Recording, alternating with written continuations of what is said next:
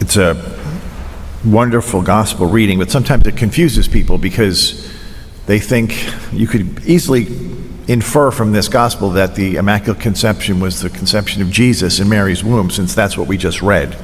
But that's not at all what it is. It's just that we don't have any gospel about Mary's being conceived with no sin, which is what today is.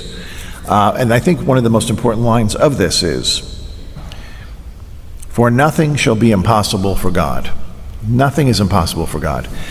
And so when we think about this day, we have to realize, because sometimes it's a stumbling block for people, that how could Mary have this particular grace when Jesus didn't even exist? Well, Jesus had not yet come into history, but the Son of God was eternal. So the Trinity is eternal. Jesus came at a point in history when he received his body. He became the man Jesus. But that doesn't prevent God from moving forward or backward by his grace. So when we receive our sacraments, we believe that this grace is coming from the passion, death, and resurrection of Jesus.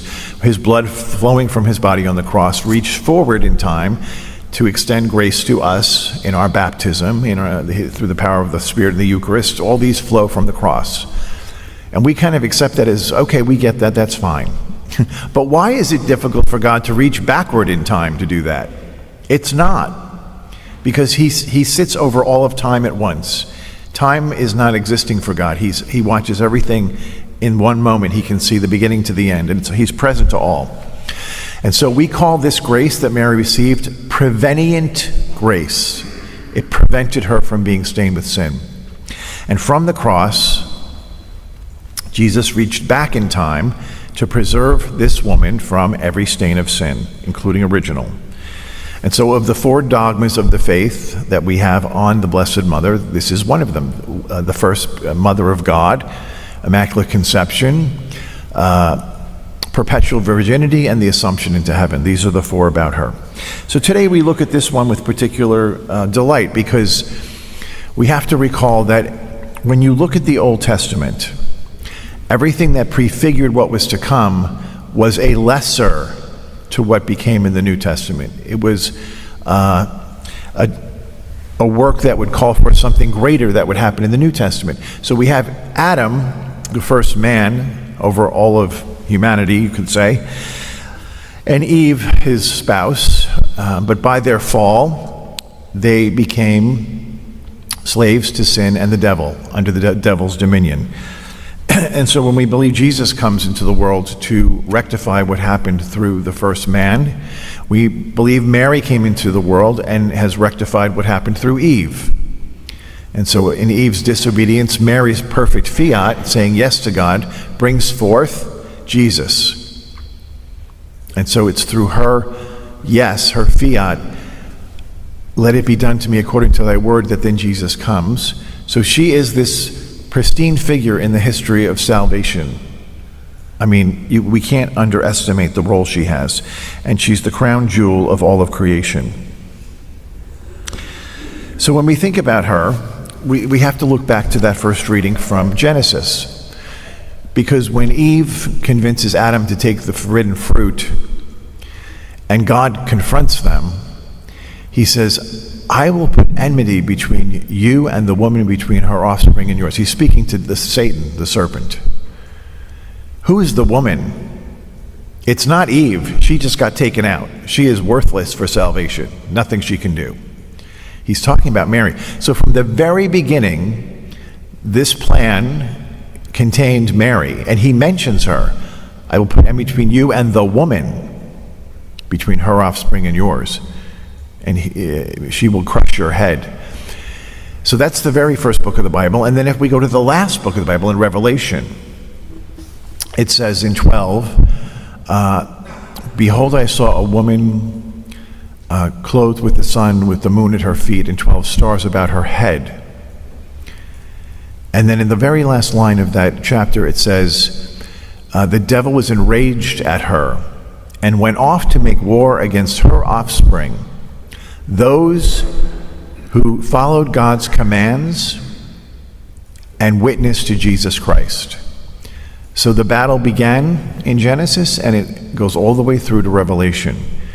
And by the way, who keeps God's commands and witnesses to Jesus Christ?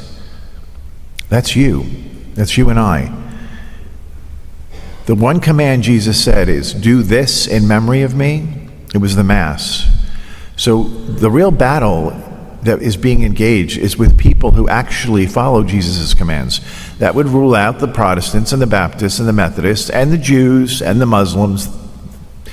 The devil hates everybody. But the real battle is with those who are actually following what Jesus said to do and witnessing to him to the world. So it's a small group. Let's be honest. Only 30% of Catholics go to church on a regular basis on Sunday. So it whittles down to just you people who got up on a Monday morning and for whatever particular reason, you're following the love of God to come here and worship Jesus and thank him for his mother. So you've got a bullseye on your back. Let me be the first to tell you. It's not a bad thing. You're in a small elite group, and it's a badge of honor. And we need to be able to know that because of God's great love and mercy, he chose this woman not only to be our mother, but to be the vindicator against evil in the final blow against Satan, that she would crush the serpent's head. Do you know how much this angers the devil? I mean, he understands who God is because he was there, right? The devil, the angels were created before creation. The supernatural, immaterial order was created before the material order. So he saw everything go down. He knows who God is.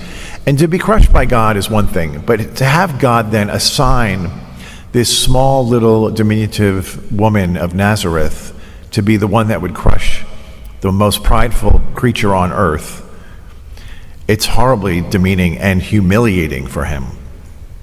And so we have a great power in being under her protective mantle, that we would run to her. And it's through this purity that she was made, this Immaculate Conception, that she remains pristine throughout all of time and now in heaven. And so it's an amazing thing that we celebrate today. And finally, one more thought about, when we look to her, because many would say, well, where is the proof of this? Let's logically look at the Old Testament, when God is giving very clear instructions and protocol on how to build the old Ark of the Covenant. The old Ark of the Covenant was the most sacred thing the Jews had. Why? Because it was this little body of work, this little collective cabinet with gold-plated out exterior and angels on top. Not that God would be in that Ark. In the Ark were three created things, the staff, the tablets, and the manna. So those, they're not, the manna you could argue is supernatural, but the other two things were relatively, they're material. God hovered above the ark in his spirit, and he said, this ark will be the most perfect thing that you have in your Jewish society. The ark would be the center of the temple. It would only be one day a year. The high priest would go in to minister in the ark and apply the prayers for God's people to God the Father who hovered above the ark in the Spirit. And even on that day, when the high priest went in to do the ministering prayers on behalf of the Jewish people to ask for atonement, he had to be so ritually pure. There were so many things he had to bathe and put on, and the linen and all the little ephods and all the things he would prepare himself to enter this holy place, that if he did not do it properly, he was struck dead on the spot. So what did the Jews do? They would imagine if the high priest goes in and never comes out.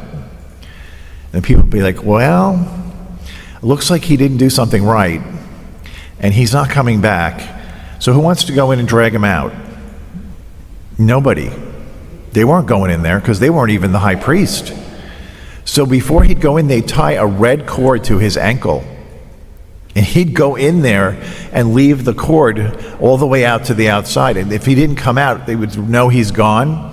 They would pull him out by the cord because no one was going in there. It was too sacred, too holy for mere average guys to walk into, okay? When they would transport the ark, no one was allowed to touch that ark unless they were a priest. And there's a story in the scriptures where this poor guy Uzzah sees the ark that looks like it's starting to tip, so he goes to steady the ark, not a bad intention, and he's struck dead because he's not one of the priests. Do not touch that ark. It's too holy for you. Okay, that's the Old Testament, where the Spirit hovered above. Imagine now God's going to bring his literal Son into the world. This is one of the persons of the Trinity is going to enter creation. And that new ark is going to be a woman. How much more would she have to be perfect than the old ark? Oh, far beyond. Because God's not hovering above this ark. He's going to dwell within this womb. And so she had to be made perfect. And when we think about it logically, it makes perfect sense that she would be this perfect creation. And as Father Mike Schmitz often says, if you're going to make your own mother, you're going to make her perfect, right? Yeah.